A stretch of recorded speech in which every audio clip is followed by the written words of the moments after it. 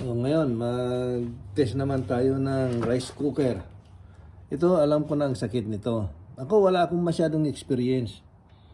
Pero kung anong nagagawa ng eksperyensyado, palagay ko nagagawa ko rin.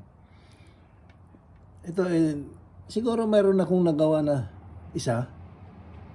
Pangalawa na to. Kaya sabi ko na wala akong masyadong experience.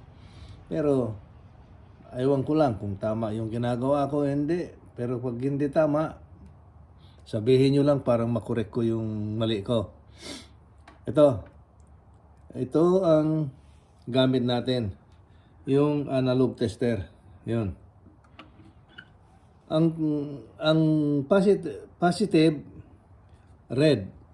Ito, dito nakalagay, oh. Sa positive. Pagka yung itim, yan ang negative or common. Ito. Itim. Ngayon, mas maganda kung meron kang isa na alligator clip. Pwede rin itong ganito na 2 point, pero mas mahirap kung para sa akin na walang experience. Ngayon, alam natin ang mga parts muna ng rice cooker.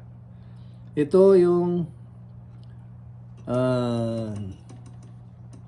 contact point. Ito. Ito naman yung sa thermistor niya. Ito naman yung switch niya. Ito. Ayan. Para may lagay mo dun sa cook and warm. Ito naman yung pinaglagyan nito. Ito. Para makita mo, ito. Ito yung nandito. Yan ang magnetic switch. Ito naman yung heater niya. Yan. Ito naman yung sa fuse. Pagka meron kang makitang may jacket, ito yung fuse. Ito kagaya nito. Pero yung fuse nito pumutok na. Kaya yan ang alamin natin kung bakit na pumutok. At saka, kung parating sunog ang niluluto, ito ang may diferensya. Karamihan ito. O ito. Kasi, yung kung parating sunog, parating nakaswitch on, hindi pumunta sa warm. Parating nasa cook. Kaya, ito, yung contact point niya, maaring dikit na parate. Ito yan. Pwede mong tanggalin dito para makita mo lahat. Ito. Ngayon, itest natin. Ito, walang fuse ito ngayon. Pero ididirekta ko na lang dahil wala pa akong gamit. Wala pa akong nabili na fuse. Ito. Tingnan mo, ha.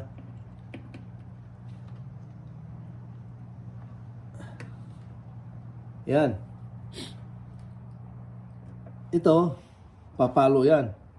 I-switch mo, i-on mo sa times 1K. Or dito sa may beep. Sa beep.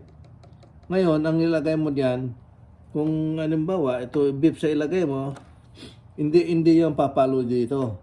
Tutunog lang. Yon, marinig mo? Yon. Pero mahina yung speaker nito. Yon. Dito, wala. Oh, mayroon pero kasi naka-on yan, naka-on ha. Oh, yan oh, naka-on. Kaya mayroon. Ayun oh, dito. Dito yung mayroon. Ito naman yung temperature limiter niya. Ito. O yun, naririnig mo yan. Yan. O yan. Ito naman yung sa heater niya. Ito. Saka ito. Ayun o.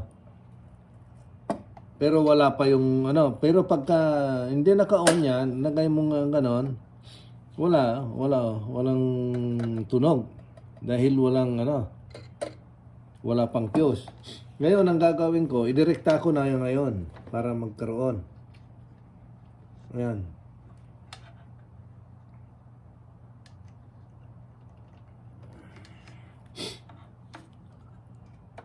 Yan.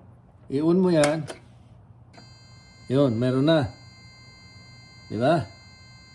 Yan ang pag-test na to. Ito, karamihan nito, pwede kung halimbawa nasusunog to, itong hindi mag-automatic na lalabas, ito, mag-warm. Yan. Pwede mong tanggalin ito, dito, ipihitin mo dito, kasi merong biyak yan para pumasok. Ganon din dito, itong mga ito. Merong mga biyak yan. Pero ang una mong i-tester, pagka ganyan na walang fuse, kung halimbawa, pagkabigay sa'yo, sinabing walang ilaw, itetest mo dito ngayon. Dito ka magtetest muna. Kung merong continuity itong, kung ayos itong cord mo. Ayan. Yun, meron, no, di ba? Di meaning, meron yung fuse. Pero kung halimbawa gano'n at wala, magsususpetsa ka na ang fuse yung wala. Pero kung i-on mo na gano'n na, yun, meron na. Ang gawin mo, testingin mo muna na naka-off, naka-warm yung ilaw niya. Sana. Yan, oh, wala. Hindi ka muna magsuspetsa na walang fuse. Tapos i-on mo, lagay mo sa cook. Ganun mo, pagka mayroon, ano kaya ang diferensya? Bakit sabi mo walang ilaw?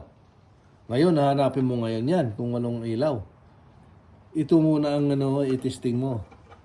Pagka na-testing mo to, na may sira yan, o walang sira, maghanap ka ngayon kung saan mo hanapin ang walang koneksyon. Pero malamang na malamang pagka walang tunog, dito, ito mga ito.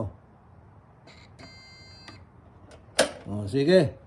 Pagka mayroon kang katanungan, tanungin mo lang. O kung mayroon kang comment na para makorek ko yung mali ko dahil sabi ko na wala akong experience, mag-comment lang kayo, huwag kayong maya. Para matuto naman ako. Okay, bye.